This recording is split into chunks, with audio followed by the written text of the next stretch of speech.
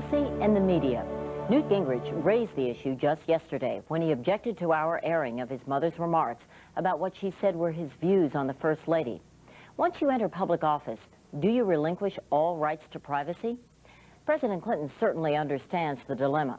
Lawyers for Paula Jones say a new federal court ruling clears the way for Mr. Clinton to be questioned about what he did or did not do with Paula Jones while governor of Arkansas, even though the trial itself won't begin until after he leaves office. The president's attorneys have appealed the court ruling. In today's world, is anything private? That's the issue tonight as we launch Bernard Goldberg's America, a forum for his unique reports. Bernie? Connie? It may be hard to believe, but once there was something called privacy in this country. Private meant none of your business. And even public people had privacy. Presidents had privacy. But that was a long time ago, back when the press and the presidency were in bed with each other. And just about everyone agreed that some things really were none of your business. We face the future with confidence and with courage. We are Americans. Once upon a time, the President of the United States was bigger than life. Franklin Delano Roosevelt, elected president 4 times, a man who said things that wound up in history books. The only thing we have to fear is fear itself. But FDR and his wife Eleanor also had private lives, which in those days, believe it or not, were actually private. Historian and author Doris Kearns Goodwin. Well, what is so amazing to me to realize is that in the White House, not only are Franklin and Eleanor living in the family quarters, but right above Franklin Roosevelt's bedroom is his secretary, Missy LeHand, who's really his other wife. And then there was Princess Martha of Norway, who during World War II moved into the White House. She was beautiful, and she had long legs, and she wore high heels, and they would teasingly call her his girlfriend. And Franklin wasn't the only one with a close female friend living in the White House. Eleanor had one also, a former reporter named Lorena Hickok. The two wrote letters back and forth that are filled with intimacy, filled with, "I can't wait to hug and kiss you." Lorena's living there in the White House. She later goes on to live with other women. Can you imagine what somebody would have made of that? And if you're saying, gee, I didn't know any of that, don't feel bad. The American people who elected President Roosevelt didn't know any of that either, thanks to a press corps that didn't report any of that. Was he having an affair with her? He had an affair with her for years. Walter Trohan covered the Roosevelt White House for the Chicago Tribune. He's 91, and he's talking about FDR's relationship with Missy LeHand, his secretary. Did you write about it? No. Did you not report some of these private matters out of respect for his privacy? It was his privacy, but it was the press code.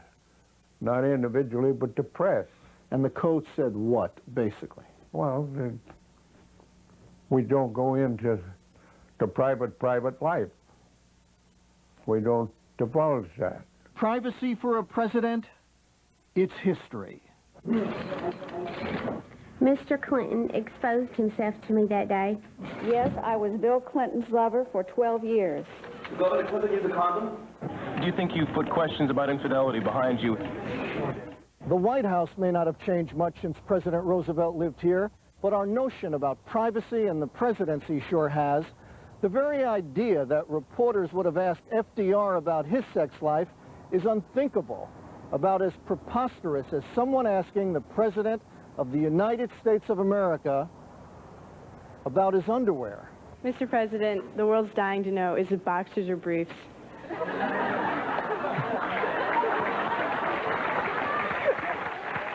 Usually briefs. I thought, on the one hand, here's the President of the United States on MTV being asked about his underwear, what has this society come to? And then my second thought was, my God, he answered it.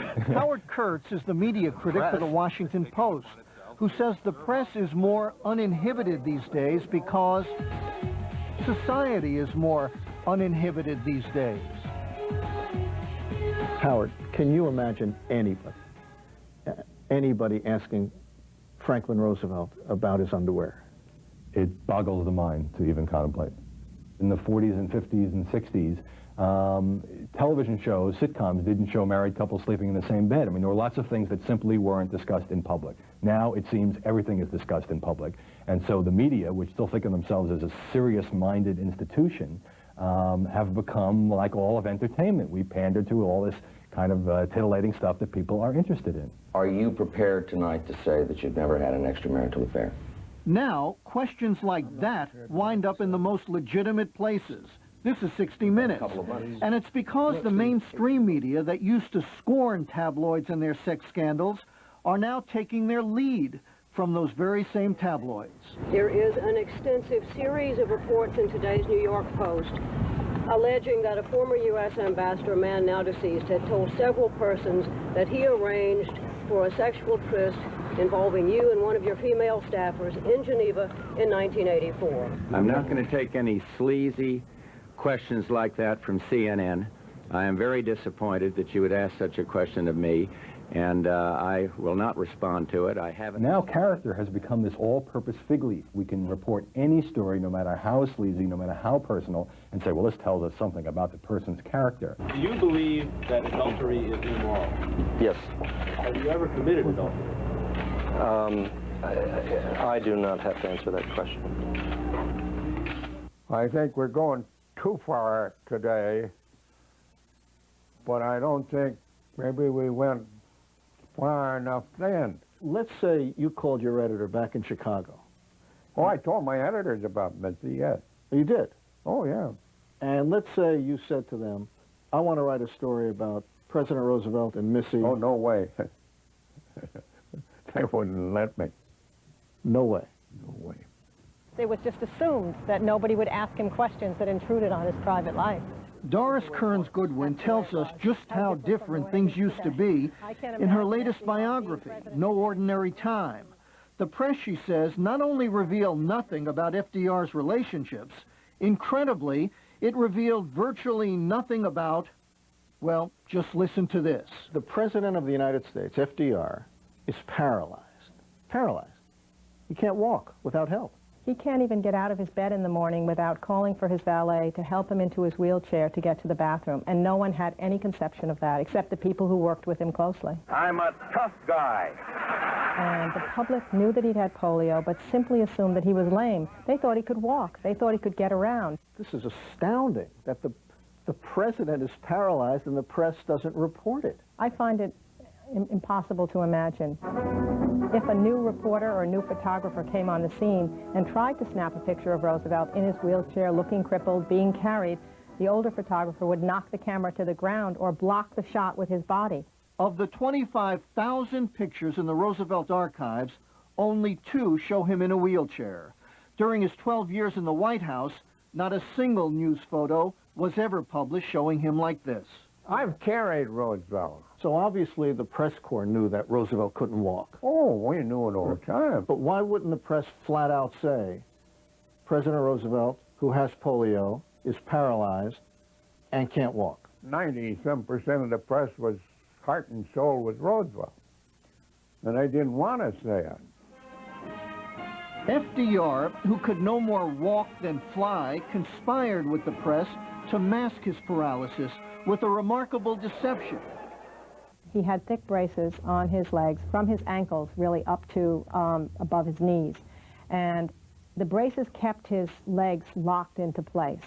So if he were stood up, if he were helped to a standing position, and then he were leaning on the arms of 2 strong people, sometimes his son, sometimes a Secret Service man, then with the momentum of them walking along, he could seem to be walking down an aisle, even though he had no power on his own part to walk on his own. We've moved from averting our eyes from the wheelchair to telling you whether the president has briefs or boxers. Now the media become kind of a national nanny, and we poke our noses into every conceivable corner of private behavior. Hey, I think it's part of a whole difference in the culture.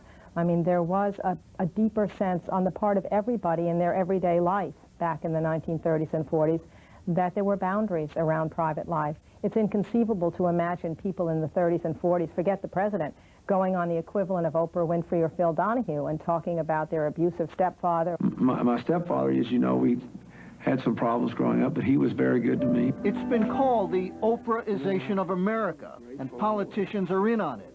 Tell the world about your personal life, and maybe they'll like you more. He got violent with my mother one night, and I just blew through the door and told him he wasn't going to do that anymore. I never stopped loving my stepfather, thinking he was a really good person. But before you weep for President Clinton or any other politician about some loss of privacy, says Doris Goodwin, remember this lesson. When you publicly discuss your personal life, don't be shocked when others do too. Once the politicians walk down that path of revealing those parts of their past that they think are going to help them at that moment, make them look positive, make them get accepted by the people, they can't then turn around and say to the press, okay, but you can't see this other part of my life. These pictures, which we've all seen a million times, may seem harmless, but there's a theory that they chip away at the respect Americans have for the presidency. You know the old saying, familiarity breeds contempt. It just might. I want to tell you what has been done in the last few days. The key to a democratic leader in our society is somehow to retain some of the majesty of whatever is part of the presidency still, but to be able to relate to the common man. But you don't do it by giving up that part of yourself that is private. Once you do that, you're lost. I can't be truthful and say that I'm glad to get back. I'm awfully So sorry. which was better? The old days when the press consciously and willingly kept the president's secrets? Happy birthday, Mr. President. He started to put his Or hand today, inside up my when leg. privacy seems to be a four-letter word. I think that we will never go back to the days of FDR where reporters knew all the secrets and didn't share them with the public. Now we share them with the public even when we're not quite sure whether they're true or not. Sister, what's our campaign slogan? Happy days are here again. But it was easier back then.